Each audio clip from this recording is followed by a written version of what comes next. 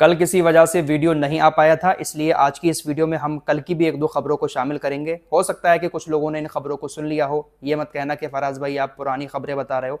वैसे ज़्यादा पुरानी नहीं है, कल की ही खबरें हैं।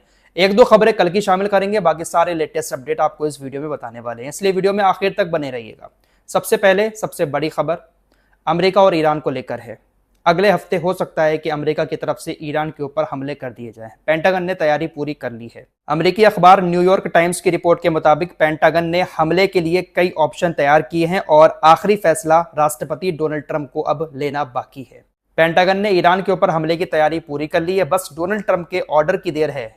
अमेरिका की सेना ईरान के ऊपर हमला कर देगी। अमेरिका के रक्षा मंत्री पीट हेग्सेथ ने कहा कि हमने कई सारे ऑप्शन हमले करने के तैयार कर लिए हैं। राष्ट्रपति डोनाल्ड ट्रंप जैसे ही आदेश देंगे, हम ईरान के सैन्य ठिकानों के अलावा ईरान के इंफ्रास्ट्रक्चर को नुकसान पहुंचाने के लिए पूरी तरह से तैयार हैं। हम सब कुछ ईरान का तबाह कर देंगे, बस डोनाल्ड ट्रंप के आदेश की देर है। अमेरिका के रक्षा मंत्री पीट हेग्सेथ ने एक और बहुत बड़ा दावा किया। यह दावा नहीं बल्कि इनका एक सपना है और इस सपने को ईरान कभी पूरा होने नहीं देगा।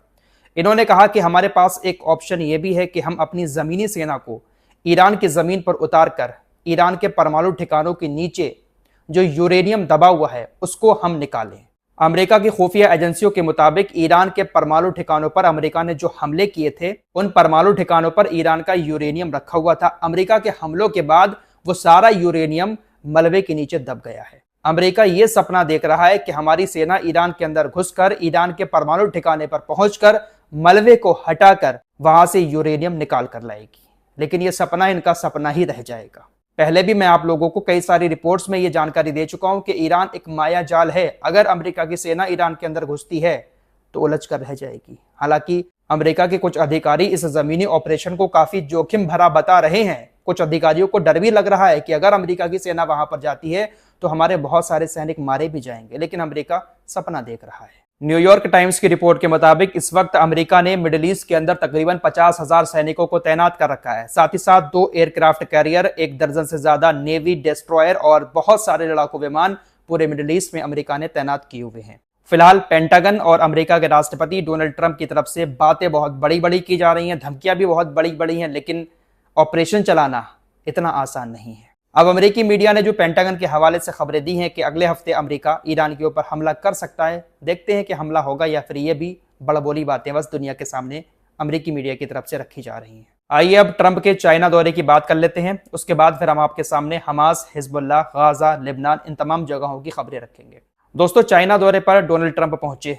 स्वागत के लिए चाइना के राष्ट्रपति एयरपोर्ट पर उनको लेने नहीं आए। चाइना अपने आप को सुपर पावर मानता है, अमेरिका अपने आप को सुपर पावर कहता है। चाइना से डोनाल्ड ट्रंप की जो भी वीडियोस सामने आई है, वहां पर डोनाल्ड ट्रंप भीगी बिल्ली ही बने हुए नजर आए हैं। वैसे कहीं पर भी किसी भी देश में जाते हैं तो बड़ा सीना चौड़ा करके चलते हैं, किसी से हाथ मिलाते हैं तो बहुत ज्यादा उसके हाथ को झटकते हैं, अपनी तरफ खींचते हैं, लेकिन चाइना के अंदर पहुंचकर डोनाल्ड ट्रंप के सारे तेवर ही बदल गए। एयरपोर्ट पर ना तो चाइना के राष्ट्रपति उनको रिसीव करने आए, वैसे हर देश का राष्ट्रपति लेने जाता है, प्रधानमंत्री गले पड़ जाता है हर देश का डोनाल्ड ट्रंप के, लेकिन चाइना का राष्ट्रपति नहीं पहुंचा।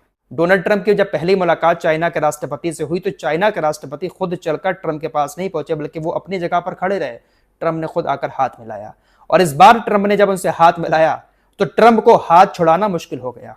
अक्सर होता ऐसा है कि ट्रंप किसी भी देश के नेता का हाथ पकड़ लेते हैं तो उस नेता को हाथ छुड़ाना मुश्किल हो जाता है, लेकिन इस बार चाइना के राष्ट्रपति ने ट्रंप का हाथ ऐसे पकड़ा, अपनी तरफ खींचा कि ट्रंप को खुद अपना हाथ उनके हाथ से निकालना पड़ा।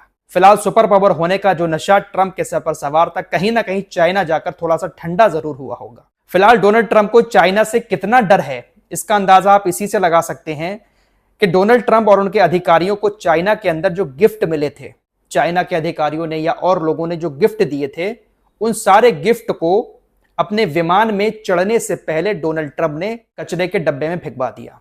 कोट पर बैच लगाने वाली एक छोटी पिन तक डोनाल्ड ट्रंप अपने साथ लेकर नहीं गए अपने विमान में। चाइना का हर एक सामान वो विमान में चढ़ने से पहले ही वहीं पर रखकर आ गए। इतना डर है चाइना का कि कहीं ऐसा ना हो कि चाइना ने किसी सामान के अंदर कोई चिप फिट कर दी हो जिससे अमेरिका और डोनाल्ड ट्रंप की सुरक्षा को खतरा हो जाए। इसलिए एक छोटी से छोटी पिन तक चाइना से अपने विमान में लेकर डोनाल्ड ट्रंप नहीं आए हैं। इतना डर है। इनको भी पता है कि चाइना टेक्नोलॉजी में कितना आगे है, कहीं छोटी सी पिन में ही उन्होंने चिप ना लगा दी हो। फिलहाल ट्रंप और उनके अधिकारियों की इस हरकत के बाद हो सकता है कि चाइना और अमेरिका के बीच जो डील हुई हो वो खतरे में पड़ जाए। वैसे अभी तक चाइना की तरफ से ऑफिशियली कोई अनाउंस नहीं किया गया है कि हमने अमेरिका के साथ इन मामलों पर चर्चा की, हमारे बीच ये समझौते हुए, अभी तक चाइना की तरफ से कुछ नहीं बताया गया है। फिलहाल इसी बीच लेबनान में 45 दिन का सीज फायर और बढ़ा दिया गया है। अभी जो 15-20 दिन का सीज फायर था वो भी सिर्फ एक नाम का सीज फायर था, हमले लगातार इजराइल की तरफ से जारी थे। आज भी इस सीज फायर को बढ़ा दिया गया, 45 दिन का किया गया, लेकिन 45 दिन के सीज फायर का अनाउंस होने के फौरन बाद इजराइल की सेना ने हिजबुल्लाह के ठिकानों पर हमला करने का आदेश जारी कर दिया। यानी सीज फायर के दौरान भी इजराइल की सेना हिजबुल्लाह के ठिकानों के नाम पर लेबनान में हमले करती रहेगी। आपकी स्क्रीन पर ये जो शख्स दिखाई दे रहे हैं ये हमास की अल-कसाम ब्रिगेड के कमांडर इज अल-दीन अल-हद्दाद हैं। गाजा शहर में इजराइल की सेना ने हमले किए थे। खबर यह है कि उन हमलों में इनकी मौत हो गई है। गाजा में हमले इजराइल के अभी भी जारी हैं, ऐसा नहीं है कि वहां पर शांति है। हमास को खत्म करने के नाम पर, हमास के कमांडर्स को मारने के नाम पर इजराइल हमले करता रहता है। जैसा कि लेबनान में सीज फायर है उस दौरान भी इजराइल हमले करता रहता है। ऐसे गाजा का हाल है। अच्छा, आपको मालूम ही है कि भारत के अंदर ब्रिक्स देशों का एक सम्मेलन हुआ था। ईरान के विदेश मंत्री अब्बास अराक्ची भी यहां पर आए थे, यूएई के भी अधिकारी यहां पर आए थे। यूएई ने ब्रिक्स के तमाम देशों के विदेश मंत्रियों के सामने ईरान के खिलाफ बहुत सारी बातें की। यूएई ने कहा कि ईरान कहता है कि हमने यूएई के ऊपर हमला नहीं किया, बल्कि यूएई के अंदर अमेरिका के ठिकानों को निशाना बनाया। यह सरासर झूठ है। हम ईरान के झूठ और हमारे ऊपर किए गए आतंकवादी हमलों के औचित्य को खारिज करते हैं। फरवरी से अब तक लगभग 3000 मिसाइलों और ड्रोन से हमले हुए हैं, जिसमें हवाई अड्डों, बंदरगाहों, पावर हाउस, वाटर प्लांट और घरों को निशाना बनाया गया है। यूएई का मैसेज साफ है, हम एक संप्रभु देश हैं, हम किसी के आदेश नहीं मानते। हम अपनी रक्षा पूरी तरह से करेंगे, हर संभव तरीके से, और इस आक्रामकता के लिए केवल ईरान ही जिम्मेदार है। कोई डर नहीं, कोई पीछे हटना नहीं, अबू धाबी मजबूती से खड़ा है। यूएई के विदेश मंत्रालय ने ब्रिक्स देशों के तमाम विदेश मंत्रियों के सामने ये बात बोली है कि हमें किसी के ऑर्डर की जरूरत नहीं है, हमें कोई बचाने आए, हम इस बात पर नहीं रहते हैं, हम खुद अपनी रक्षा करेंगे।